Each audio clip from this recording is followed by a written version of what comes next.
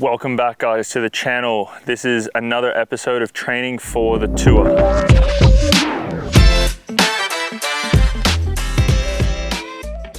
So I think so far we have covered how far I hit my clubs, we've covered a little bit of chipping, and we've covered my putting routine.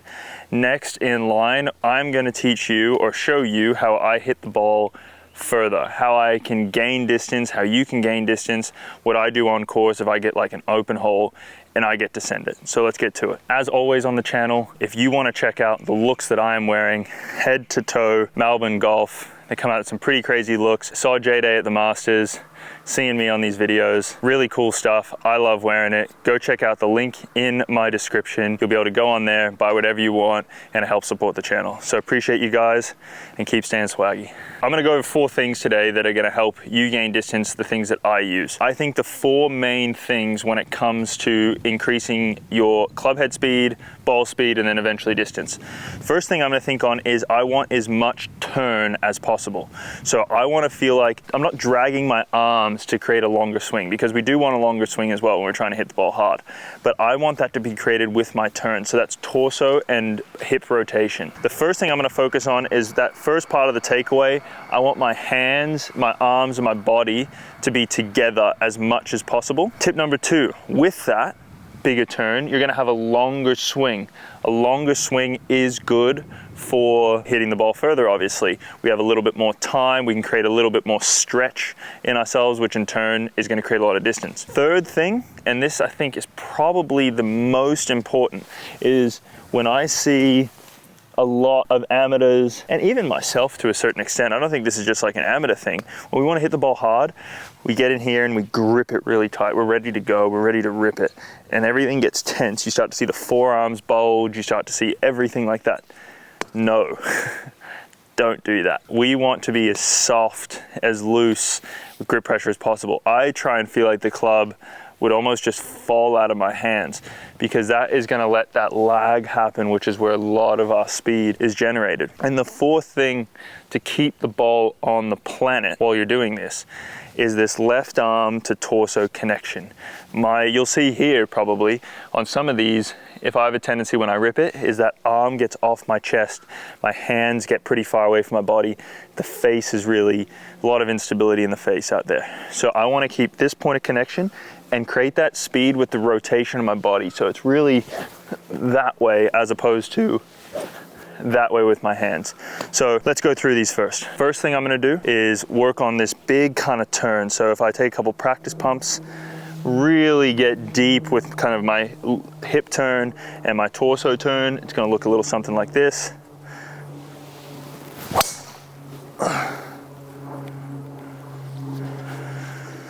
That for me there is about 178 ball speed, 299 yards carry.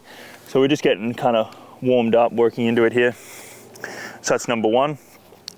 Number 2, we need some length. So we're gonna need a little bit more length than say my fairway finder or my standard shot. So I really wanna feel that this club gets to parallel at least. I get a little shorter than parallel normally. So let's get one here where we get a little longer.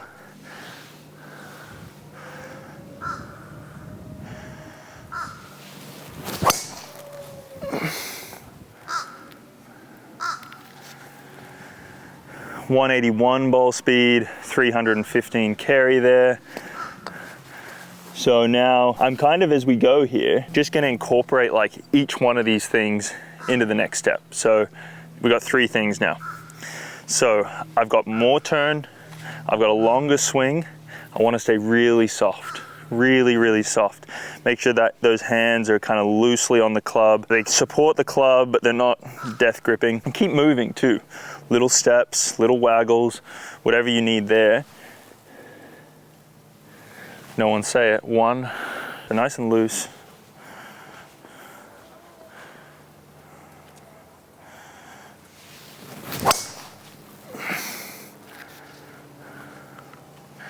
184 ball speed there, 322 carry. And the last thing, and this is less related to speed, but I feel like, at least for me, this is something that I need as part of this to be able to control it when I'm traveling at a much quicker speed, is I really want to feel like from the top, this kind of call it mid bicep and your chest. They're not, at least for me, not going to entirely stay connected to each other, but as much as possible I want them to stay connected to each other. That brings my hand path in, that kicks the club out, that keeps a nice bit of stability in the face for when we're traveling at quick speed. Therefore gives you kind of the license to rotate as hard as you want and to be able to control that. So last one here, we're soft in our hands, longer swing, bigger turn, and just keep that thing connected.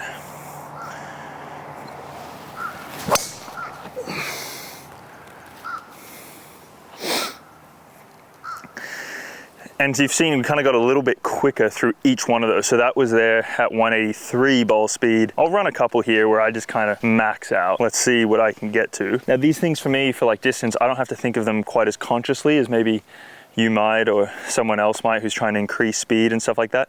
I work on this a lot. Speed comes from working on it a lot. You have to push not only your body, but you got to push your mind to be able to move the club faster. Your mind is so set on creating a certain speed and it knows its limits. You have to train past those limits. So doing something like 20 to 30 shots a day where you rip it as hard as you can, no real care for where the ball's going to go, that's going to eventually get you more distance. It's not just going to be one session where you go from 170 ball speed all the way up to 180 ball speed. It requires consistency and it requires pushing that boundary. So I do this a lot.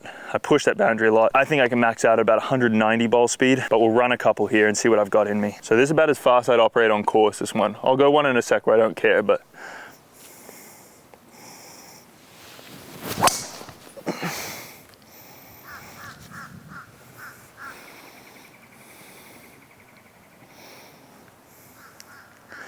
so that right there was 186 ball speed. That was 334 yard carry, which is obviously a bit of a jump on where we were. I'll do one more like that, which is I would call my on-course ripping speed, because there's a certain level that I feel like I'm still in control, wide open par 5, stuff like that. And there's a little bit past that where I don't feel like I've quite got the control. So one more here.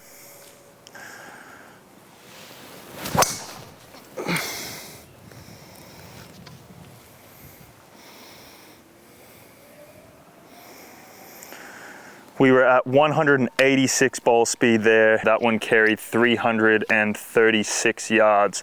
So that is about as quick as I'm gonna travel on course. Now we'll just do one or two here. And this is how I'm gonna swing if I'm training speed, right? If you saw me having a speed session out here and I had like 10, 12, 15 balls lined up, this is what that's going to look like. And I want to emphasize that because you should look a little funny when you're training speed. We all seen Bryson do it and we all like to poke fun at him, and that's what you have to do to gain speed. You got to push those limits. So when I'm trying to train speed, this is what I'm doing. So kind of some real teeter-tottering back and forth, some long waggles, and I want to go from a non-static position.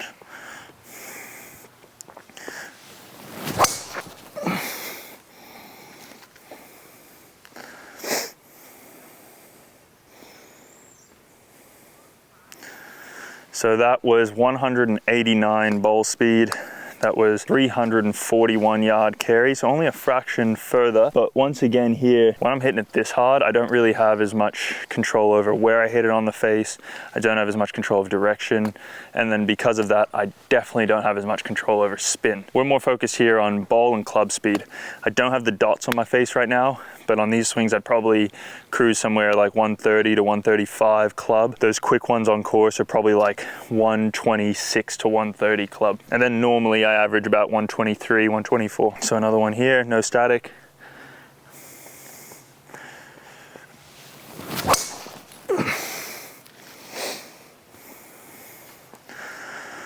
And that's my furthest one yet. So that one I touch 190 ball speed, 349 yards carry. So that's pretty quick. Like I said, I won't go that quickly when I'm out on course, but that's a little bit of fun to practice. That is how you should practice. If speed is your objective, you have to separate the control and the speed for a little while and then bring them together to be able to hit effective shots on course that are going further. So just to recap, you have bigger turn, longer swing, softer grip, keep that arm and chest connected, and you should be good to go, and you should be able to add plenty of distance to your drive.